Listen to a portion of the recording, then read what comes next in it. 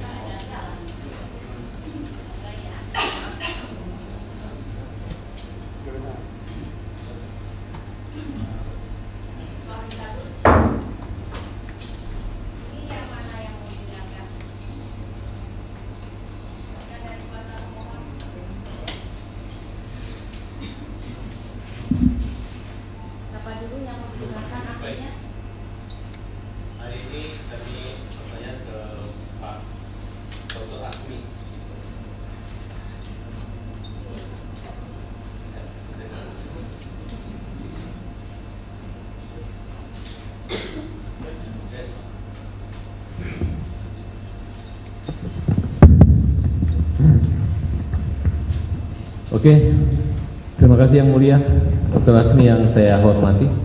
Terima kasih kehadirannya walaupun sempat lama menunggu. Saya langsung aja menggaris bawahi apa yang akan kita tanyain kepada dokter. Bagaimana secara teoritis mekanisme melihat prosedur dan menilai jalannya sebuah peristiwa pidana? Mohon izin yang mulia. Bicara tentang peristiwa pidana, maka pasti dikaitkan dengan sistem peradilan pidana.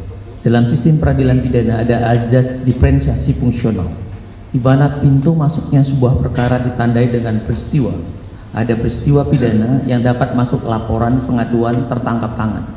Setelah dari situ biasanya ada yang namanya petugas dalam fungsi melakukan penyelidikan, selanjutnya penyidikan, selanjutnya nanti akan dikabarkan melalui SPDP yang namanya kepada jaksa penuntut umum.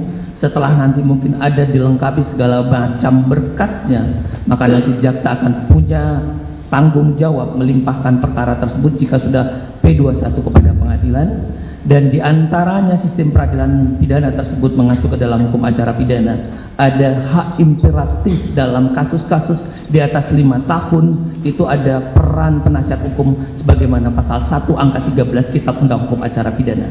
4 komponen inilah menjadi hal esensial dalam mekanisme sistem peradilan pidana.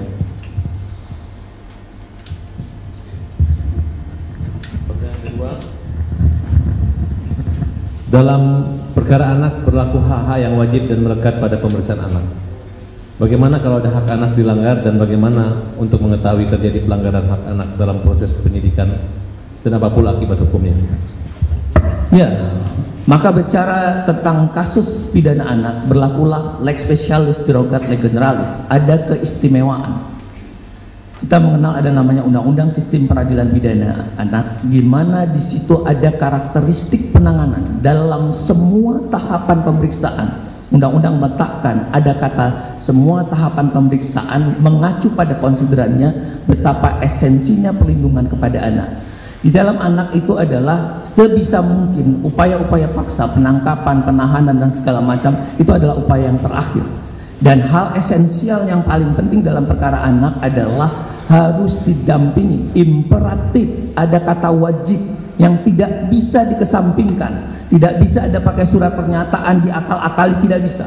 Itu adalah perintah amanat. Apabila imperatif itu atau Miranda Rule itu tidak dipenuhi, ya maka pemeriksaan itu batal. Patut diduga ada ruang gelap. Kenapa tidak dilakukan? Ada pendampingan. Karena di situ ada pendampingan orang tua, ada mungkin pekerja sosial dan segala macam. Itu yang mau dituju daripada Undang-Undang Sistem Peradilan Pidana Anak. Jadi kalau tidak ada, ya patut diduga berita acara penyidikan tersebut harus batal demi hukum. 3. Dalam sebuah perkara terhadap putusan diketahui ada upaya hukum, yaitu upaya hukum luar biasa dan upaya hukum biasa. Sebutan apa saja syarat utama hukum luar biasa PK? Majelis Hakim yang kami muliakan, saudara jaksa penuntut umum dan hadirin sidang, bicara tentang ini sebenarnya sudah diatur di dalam pasal 263 Kitab Undang Hukum Acara Pidana yang kita kenal ada syarat material dan ada syarat formil. Tentunya ada pengajuan yang diajukan oleh terpidana, keluarganya atau kuasa hukumnya menjadi syarat untuk dilakukan itu. Tapi syarat material inilah yang menjadi kualitas apakah PK ini dapat dikabulkan, dapat dikirimkan kepada Mahkamah Agung. Syaratnya yang pertama adalah di situ ada poin A, B, dan C. Dalam poin A adalah ada keadaan baru. Keadaan baru berarti diambil kata ada. Bagaimana situasi pada saat itu?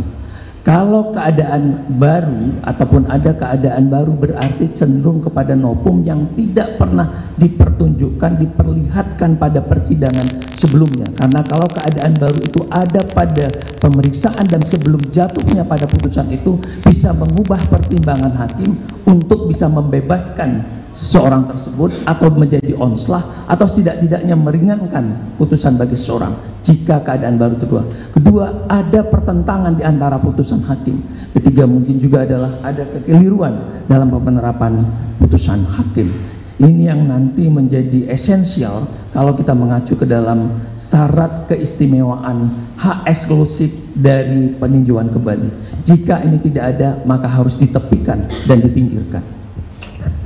Selanjutnya, dapatkah ahli jelaskan apa yang dimaksud dengan keadaan baru?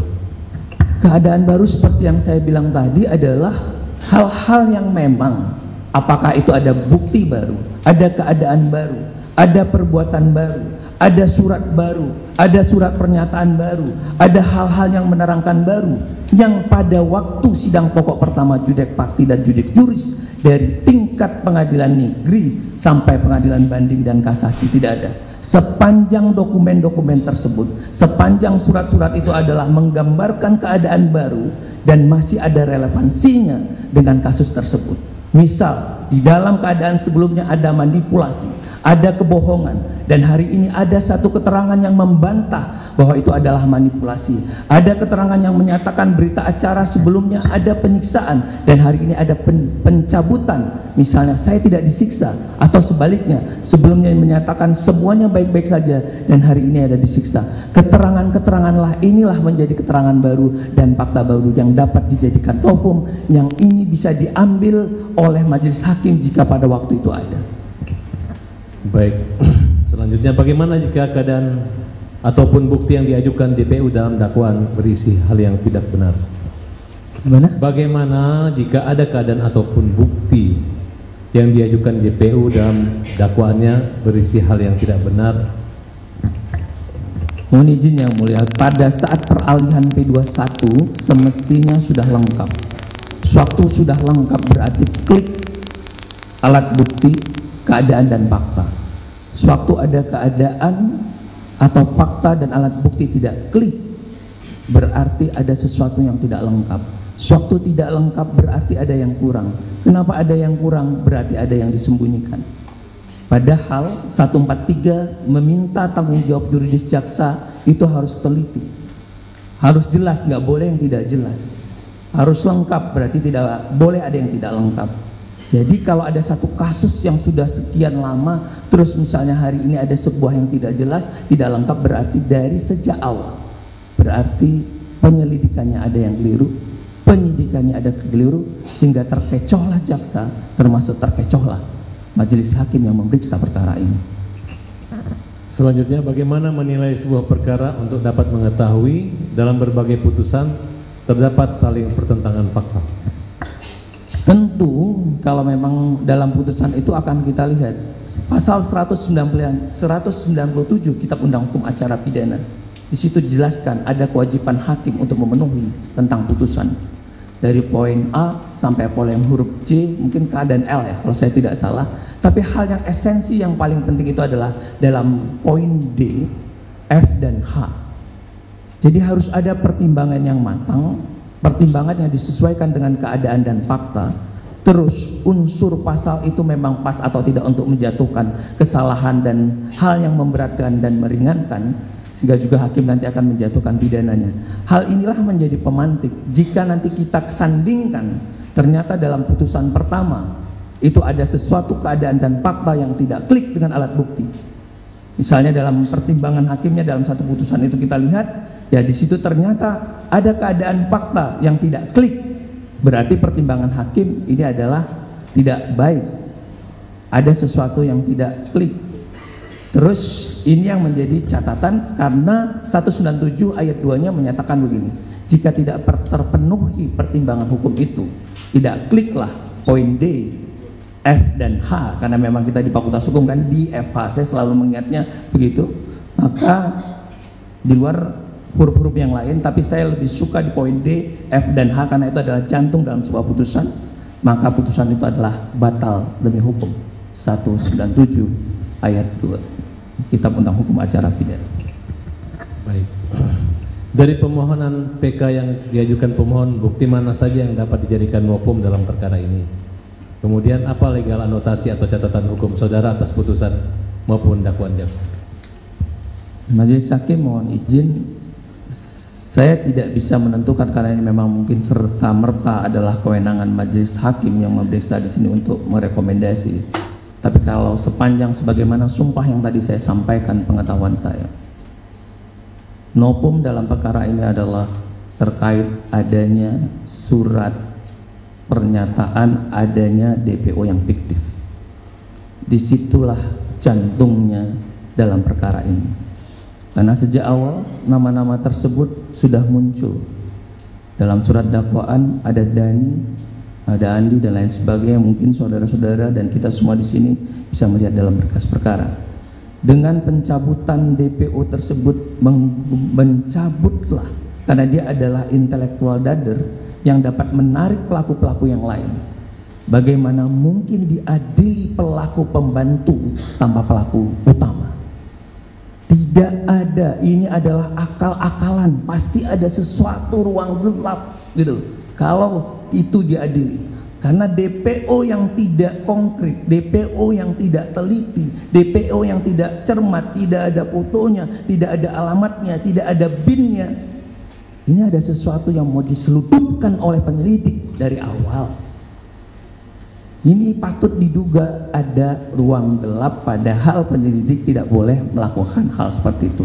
Jadi menurut saya poin terbesarnya di luar nanti akan disisir hal-hal lain, itu menjadi menarik dari pintu masuknya dari DPO yang fiktif, termasuk terakhir kalau boleh saya masuk memberikan pandangan nama Peggy Perong yang itu sebenarnya bukan orangnya, karena 3 nama itu selalu bersanding. Putusan Prapit itu jika ternyata polisi mengirimkan surat penghentian penyidikan kepada jaksa penuntut umum, berarti penyidik tidak yakin bahwa itu orangnya.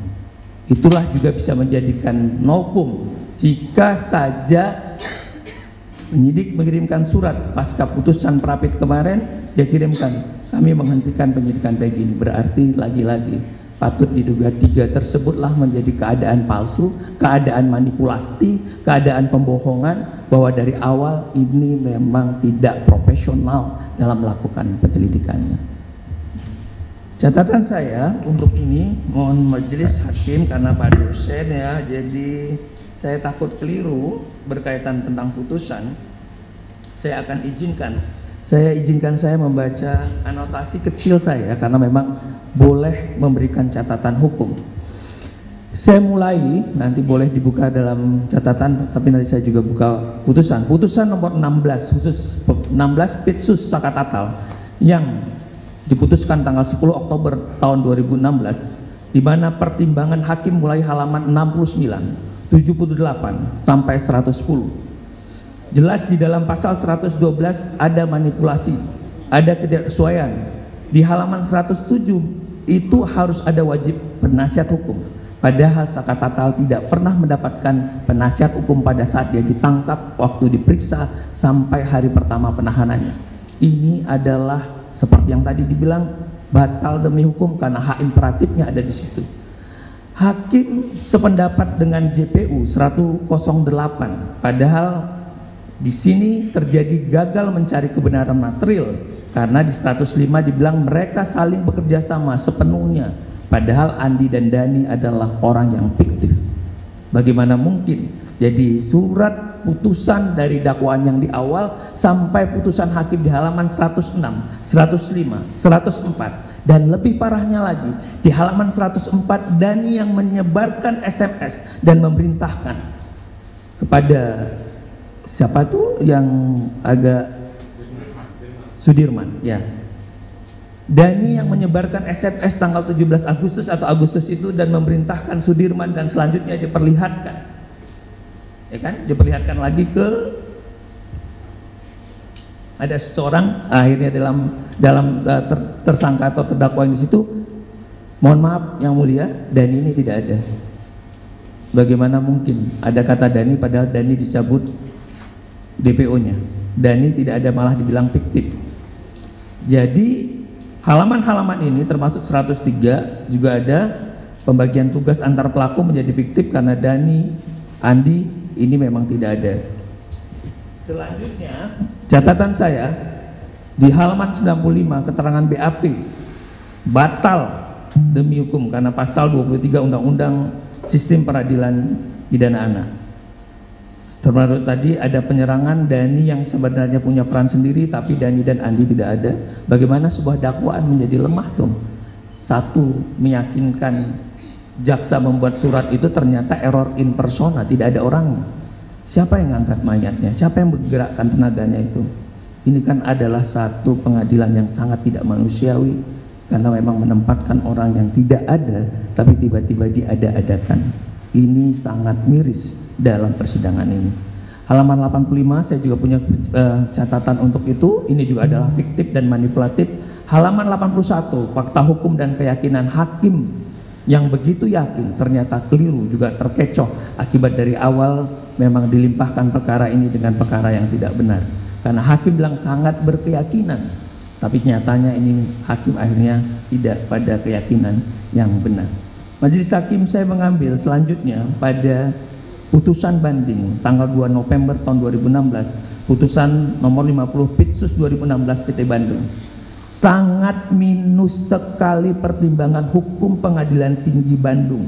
10 baris dari halaman 34 sampai 35. Hakim banding tidak pernah membuat pertimbangan hukum karena hakim banding hanya mengambil alih menjadi pertimbangan PT, padahal pertimbangan hukum di PN itu diketahui keadaan dan faktanya banyak yang dimanipulatif, banyak orang yang tidak benar, bukti-bukti yang tidak benar, fakta-fakta yang tidak bersesuaian. Dan sudah bisa lihat bagaimana mungkin nanti akan saya letakkan juga. Selanjutnya mau saya sampaikan putusan MA 2607 Kapit 2016 tertanggal 1 Agustus 2017. Ini juga sama, pertimbangan hukumnya hanya pada halaman 40 sampai 42. Sangat bertentangan antara fakta dan pertimbangan hukum. Malah Mahkamah Agung berdasarkan memori kasasi jaksa itu diambil antara fakta dan pertimbangan tidak klik. Contohnya adalah di sini ada nama Dhani, tapi di situ di dalam kasasi dibikin namanya Doni. Yang kedua adalah ada pertentangan, tiba-tiba muncul samurai, muncul di pisau. Tidak ada satu kata pun menyatakan ada tusukan di perut, tapi tiba-tiba muncul di putusan kasasi halaman 40-42. Tidak ada jaksa dapat dari mana ini. Visum et repertum yang dilakukan tanggal 27 Agustus 2016, termasuk visum kedua tanggal 17 Oktober 2016, tidak ada. Siapa ini? Ini kita sekolah hukum apa sekolah perdukunan? Kok dari mana ini asalnya? Jadi penyimpangan-penyimpangan inilah yang saya sebut tadi menjadi pertentangan hukum antar putusan ini ketemu.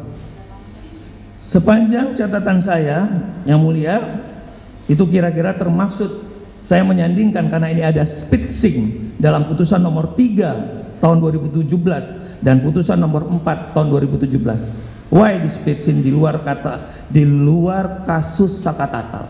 Speeching adalah karena kesulitan pada umumnya, walaupun ini adalah kewenangan jaksa karena karakteristik perbuatan pidana itu bisa berbeda-beda, tapi bisa jadi speeching itu untuk mengikat antar satu saksi dengan saksi yang lain. Karena minimnya alat bukti, atau telah terjadi penyimpangan penyidikan di awal.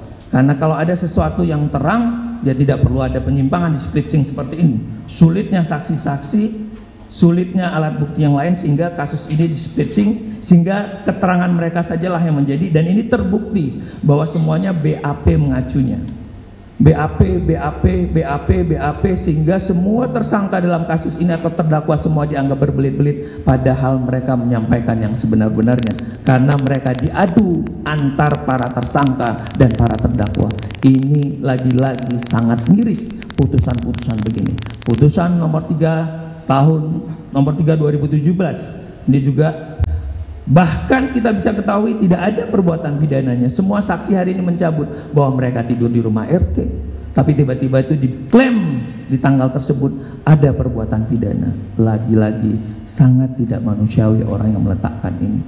Termasuk Dani menyebarkan SMS, SMS-nya tidak pernah dilihatkan dari handphone siapa, dan ini juga tertuang dalam putusan di halaman 160 ya, nanti mungkin saya kasih dengan majelis hakim. Termasuk di putusan nomor 4 ini nampak dari awal mendiknya tidak sesuai. Terus di putusan nomor 4 juga LP-nya ada berapa, kok tidak ada pertanggungjawaban. Dan selama 110 dalam putusan 4 ada pertentangan fakta. Andi dan Dani lagi-lagi fiktif. Jadi kalau kita ambil dari putusan Saka masuk putusan nomor 3, masuk putusan nomor 4, semuanya terjadi pertentangan. Yang mulia, artinya saya ingin menyampaikan, dalam kasus ini tidak ada yang bisa disalahkan. Yang mulia, bisa hilap namanya manusia, jaksa juga bisa hilap. Salah adalah manusiawi, tapi mempertahankan kesalahan adalah keliru.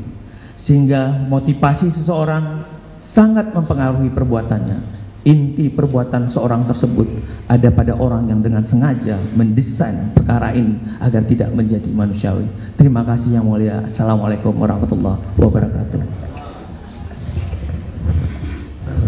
Cukup. Baik, terima kasih yang mulia atas kesempatan yang telah diberikan kepada kami. Izin ahli. Oh baik, ya. Terima kasih ahli yang begitu kami hormati dengan keterangannya yang sangat baik sekali. Izinkan saya berkenal dengan ahli. Untuk dijelaskan ahli ini berasal dari mana, seorang dosen atau ilmu ke... Baik, terima kasih.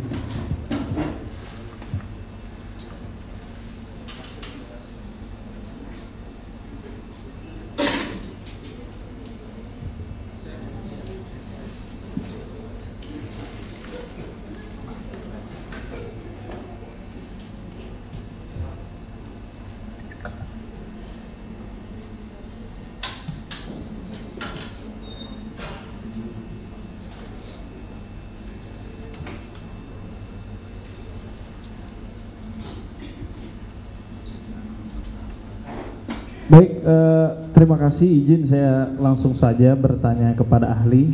Untuk saudara jelaskan yang pertama ahli, berkaitan dengan keterangan saudara tadi, karena ahli pidana akan saya tanyakan terlebih dahulu terkait pembuktian yang dipakai di Indonesia ini. Indonesia ini berdasarkan ilmu dari saudara ahli itu menggunakan pembuktian yang seperti apa, Pak? Mohon izin yang mulia,